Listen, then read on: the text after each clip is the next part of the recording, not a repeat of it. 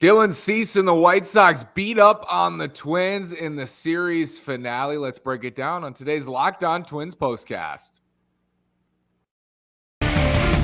You are Locked On Twins postcast, part of Locked On Sports Minnesota, your team every day.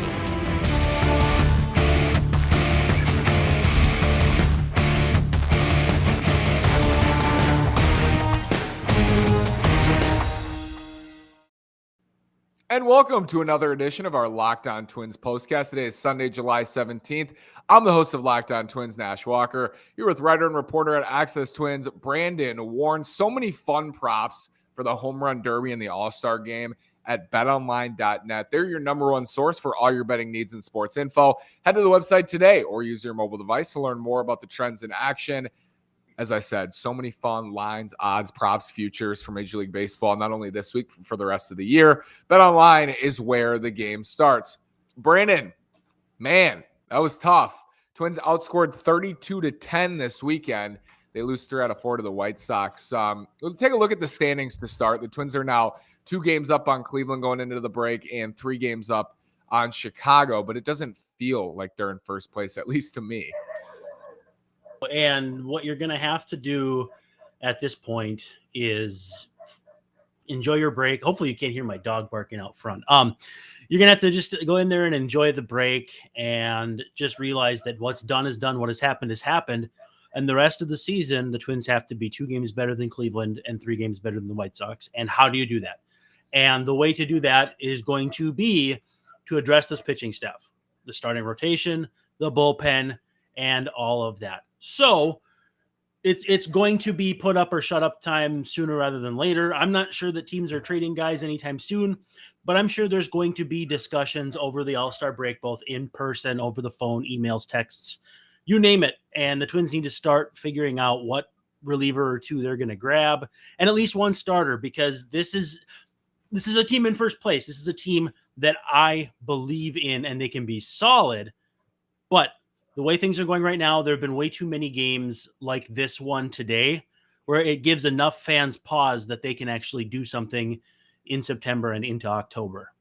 So the first half is concluded, and let's take a look at the second half for the Twins. They have 8 games until that trade deadline, Brandon, which is pretty wild. They go to Detroit right out of the break on Saturday for 2. Then they're at Milwaukee for 2, at the Padres for 3, and then 1 against the Tigers, and that will be the deadline in the middle of that Tigers series at Target Field. Dick and Perk were talking about it, 20 home games in August, and this is the time of year we start to look at schedules, and then the Twins will have the Jays for 4 after that Tigers series. It's interesting because the Guardians are at the White Sox for 4, at the Red Sox for 4, at the Rays for 3, and then a series later after the D-backs, they have the Astros at home for 4. So Guardians, it's tough coming out of the break.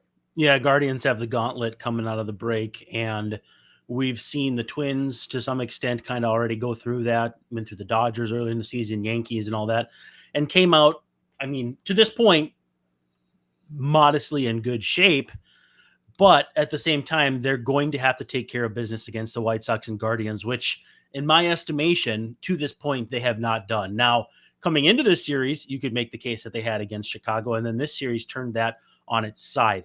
Right now, the Twins have been relying on other teams to keep these 2 teams at bay, but they're not doing it themselves. I don't believe you can do that over the course of a season and beat out these 2 teams. So it's going to take not only beating up on Detroit, who's just not in a good place, but again, taking on Chicago and Cleveland head on. And right now, it does not feel like that's what they've been doing. And I suppose they're not going to play again until after the deadline. It's going to be interesting to see how these teams look different once the final bell sounds on August 2nd. White Sox out of the break, Guardians for 4. So that's a big 4-game series. That'll start Friday. So that's going to start on Friday. Guardians, White Sox in Chicago. Then the White Sox are at Coors against the Rockies. They have the A's and Royals for 6 and at the Rangers for 4. This is something we've discussed before. The White Sox schedule in the second half, they haven't played the A's yet. They have a ton of games against the Royals and Tigers. They haven't played the Rockies yet. So it's pretty light for the Sox in the second half, and that's why it was so important for the Twins to try to, as you said, take care of business here. Well, and a team that you are 3 games up on, you think about it as they need to be that many games better than you over a stretch So while it seems like in a short term, you win 3, they lose 3, and it's tied, if you take the long-term approach, if you take the long look at it, like if the Twins were to go 6-2 in their first 8, it's not possible for a team to catch you. For you to go 5-3, they have to go undefeated for them to catch you. So again, it's just going to come down to taking care of the business that's in front of you. And as hard as it is in today's day and age, not watching the scoreboards, not watching all that stuff outside of just getting information, because they can't get inside their own heads. They need to just hit the reset button. Fortunately, they have an extra day for their all-star break to get things kind of ironed out. I wonder if Joe Smith will still be with the team. I wonder if Miguel Sano will be with the team. There's a lot of questions to answer in this next week without the benefit of any actual games being played. Unreal to me. They'll play those 2, and then they'll have an off day again on Monday. So they go Saturday, Sunday, off day Monday, and then 2 more against Milwaukee, Tuesday, Wednesday, another other off day on Thursday. It's pretty wild. I'll be in San Diego for the Padres series, so I'm excited for that. Chris Archer today returns, Brandon. Pretty solid in his return. I mean, Dylan Cease has been unbelievable this year. That's a tough task in that pitching matchup.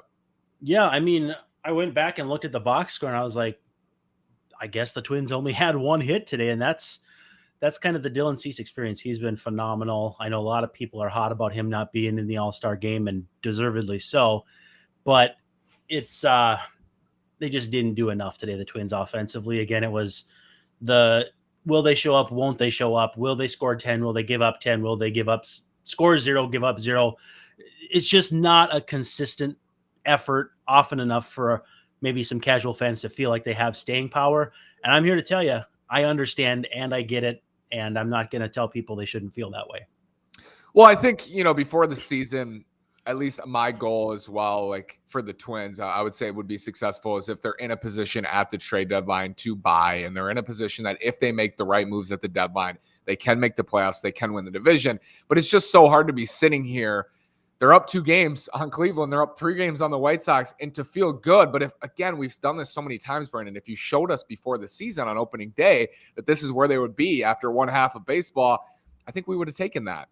For sure. And there's very possible ways of making even just modest improvements where you clean up the middle of this bullpen, whether it's trading for David Robertson, Michael Givens, just 2 Cubs references off the top of my head. But those kinds of guys, you're always looking out there for like a Darren O'Day or someone who's been there before, has pitched some big innings in the past, maybe not terribly expensive because they're on a 1-year deal, they're playing on a lousy team, or maybe they haven't quite had as good a season as you could hope. But those flyers alone should give you a chance to improve the bullpen, which should also improve with the return of Kenta Maeda, should also return as guys shuffle down. If Josh Winder ends up starting again in the rotation, you kick somebody out, they go to the bullpen, or Winder just himself going to the bullpen. There's going to be a lot of moving pieces here. They're going to still have to sort out a lot of this in the next 2 weeks before the deadline. But again, if they add or if they don't add, and they have to add, people have to hold their feet to the candle if they don't. Brandon, knowing what we know now about the Guardians, the White Sox, and the Twins are 50-44, meaning they have 68 games left in the season after the break. How many games do you think it's going to take to win the Central? Probably 87, 88, probably, I would say. I haven't really looked at what probabilities are outside of, I think Buster only tweeted the Fangraphs ones, and the Twins had the highest percentage to win the division.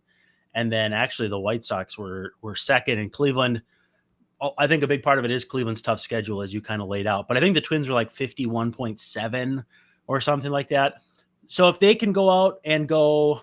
That's 37 and 31. Yeah, that's doable. You know how many games that is over 500? 6.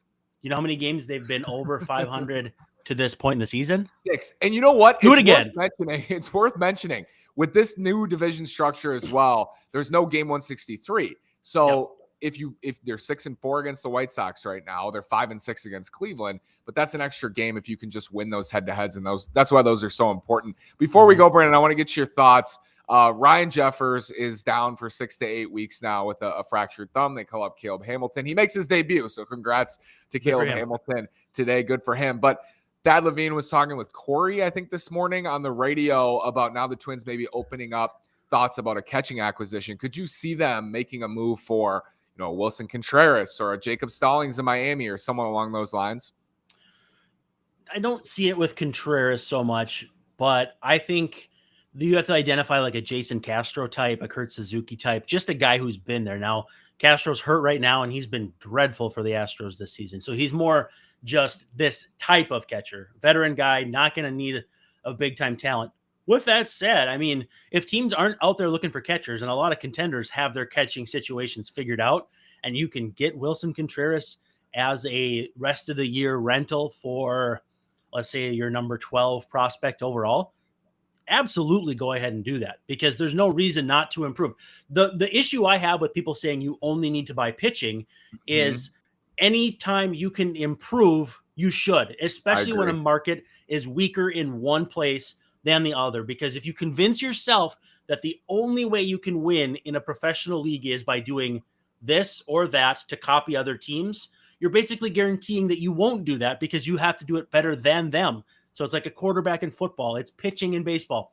Make the best team you can with the constraints you have, whether it's salary, prospects, whatever, and go to war. That's what the Braves did last year. They weren't the best team, and they still came out with the title. It's runs scored minus runs against, right? That's the name of the game. At the end of the day, it's always that. Yep, run score minus runs against. So the Twins' first half is over. They're 50-44, and for a team we didn't know if they were going to compete, this is a good outcome. But for a team we've been watching for the last 3 months, it feels kind of lukewarm. Brandon, thank you so much. We'll be back in the second half. Thank you, everybody, for a great first half. Twins are back Saturday, and we will be with you for the second half. Can't wait. It's going to be fun down the stretch. This is a not a great division, but it's a close division. Brandon, thank you, sir. Enjoy the rest of your Sunday.